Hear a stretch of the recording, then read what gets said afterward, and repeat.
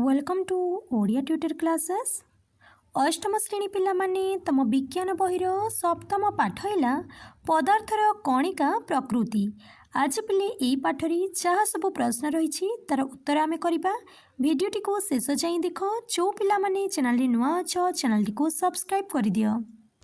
प्रथम प्रश्न हैला पिले सठिक विकल्प बाछ।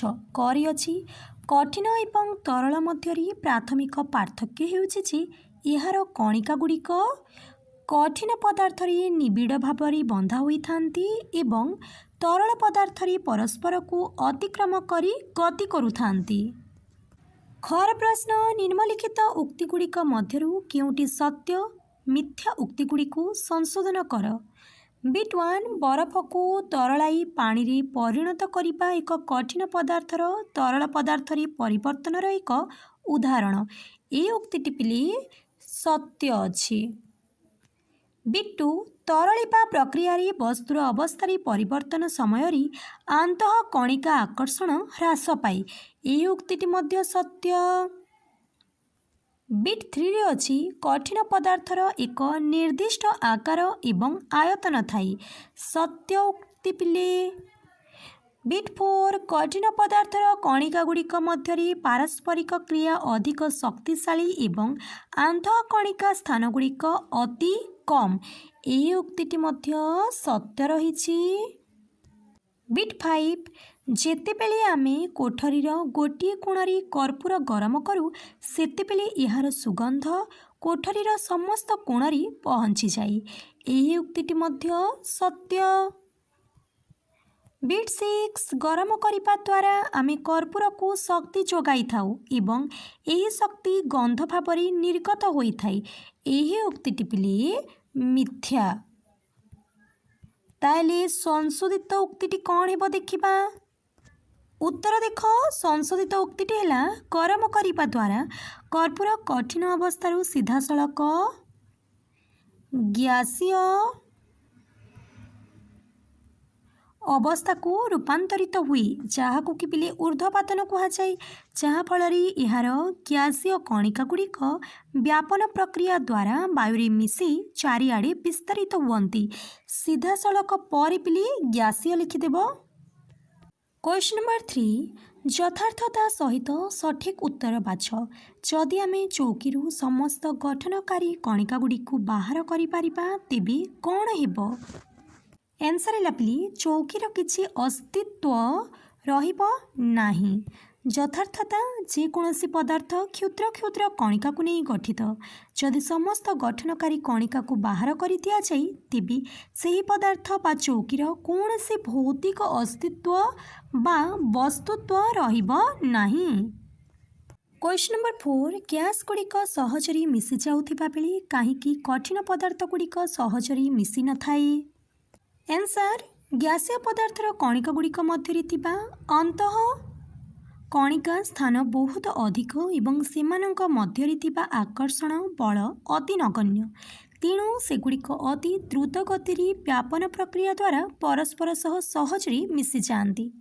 अपरपक्षरे कठिन पदार्थर कणिका गुड़िक अति निबिड़ भावे गठित एवं सेमानंक मध्यरे थिबा आंतः कणिका आकर्षण बल शक्तिशाली होइतिबारु सेमाने निज स्थान छाड़ी गति करिपारंती नाही। तेणु कठिन पदार्थ गुड़िक सहजरी परस्पर सह मिसी नथांती। क्वेश्चन नंबर 5 काच ग्लास रो क्षीर टेबुल उपर ढाली देले क्षीर बही जाए एवं बाहर को खेले हो जाए किंतु ग्लास टी समान आकार रे रही थाए। एही कथार यथार्थता प्रमाण कर। आंसर क्षीर एक तरल पदार्थ। तरल पदार्थर कौनसी निर्दिष्ट आकार न थाए। यार कणिका गुड़िक मध्यरे आकर्षण बल कठिन अपेक्षा कम थिबारु यह सहजरे प्रवाहित होई पारे। तेणु ग्लास रू ढाली देले यह टेबुल रो पृष्ठभूमि अनुसार चारिआडे खेले होई बही जाए। काच ग्लास एक कठिन पदार्थ।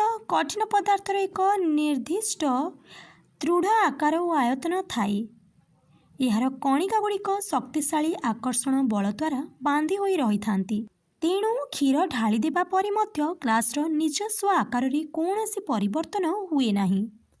क्वेश्चन नंबर 6 बरफ तरली जल हेबा एवं ताहा जलीय बाष्परी परिणत हेबा प्रक्रिया कणिका गुड़िकर व्यवस्था परिवर्तन को चित्र माध्यम दर्शाओ। पिले केमती लिखिब मु लिखिदे चित्रटी को तुम निजे कर। प्रथम है बरफ कठिन अवस्था कणिका गुड़िक अति पाखापाखि और निबिड़ भाव निर्दिष्ट क्रम सजई होता। जल तरल अवस्था ताप प्रयोग द्वारा बरफ तरलिले कणिका गुड़िक मध्य थिबा स्थान सामान्य बढ़ी जाए एवं सेगुड़िक गतिशील हुअन्ति। जलीय बाष्प ग्यासीय अवस्था जल को अधिक गरम कले ताहा बाष्परी परिणत हुए। यही अवस्था कणिका गुड़िक परस्पर ठारू बहु दूर को चली जाती और मुक्त भाव अति द्रुत गति बुलती। क्वेश्चन नंबर 7 निम्नलिखित पदार्थ उपस्थित कणिका गुड़िकर व्यवस्था को दर्शाउथिबा एक चित्र आंक। बिट 1 रहिला पतला आलुमिनियम पट्टी। एठी रहिला पिले बिट 1 रो आंसर ए चित्रटी। कौन पाई चित्रटी हेबो? यार कणिका गुड़िक चित्रर प्रथम बाक्स परी अति घन एवं सुसज्जित भाव रहिबे कारण यह कठिन अवस्था रही। बिट 2 रे रहिला ग्लिसरीन जहा कि पिले तरल अवस्था अच्छी ताले यह ए चित्र को दर्शेब। एठी लिखिबा पिले यार कणिका गुड़िक चित्रर द्वितीय बाक्स परी सामान्य छाड़ी छाड़ी गतिशील अवस्था रहिबे। बिट 3 पिले यह बिट 4 नुहे यह हूँ बिट 3 यह हूँ बिट 2 मिथेन गैस जहाँकि गैस अवस्था रही जहाँ ए चित्रटी को दर्शाऊँच। यार कणिका गुड़िक चित्रर तृतीय बाक्स परी बहुत दूर विक्षिप्त भाव रहिबे। क्वेश्चन नंबर 8 चित्र 7.16 क को देख। ए चित्रटी पिले जो किछि समय जलिबा परी लिभि जाइतिबा एक महमबतीर प्रतिछवि देखा जाइछि। चित्ररी महमर विभिन्न अवस्था चिन्हट कर एवं कणिका गुड़िकर अवस्थिति देखा जाउतबा चित्र 7.16 ख ए तीनोटी चित्र पिले ख को दर्शाउछि सहित मिलाओ। ताले ऊपर जो देखा जाउछि पिले ता होछि महमबतीर ग्यासीय अवस्था गैस। ये जो महम अच्छी पिले ताहला कठिन अवस्था। ये जो महम तरली ताहे अछि तरल अवस्था। ताले खरे पिले प्रथम चित्र जो रही ताहा कठिन अवस्था को दर्शाउछि। द्वितीय बाक्सटी तरल अवस्था को दर्शाउछि एवं तृतीय बाक्सटी ग्यासीय अवस्था को दर्शाउछि।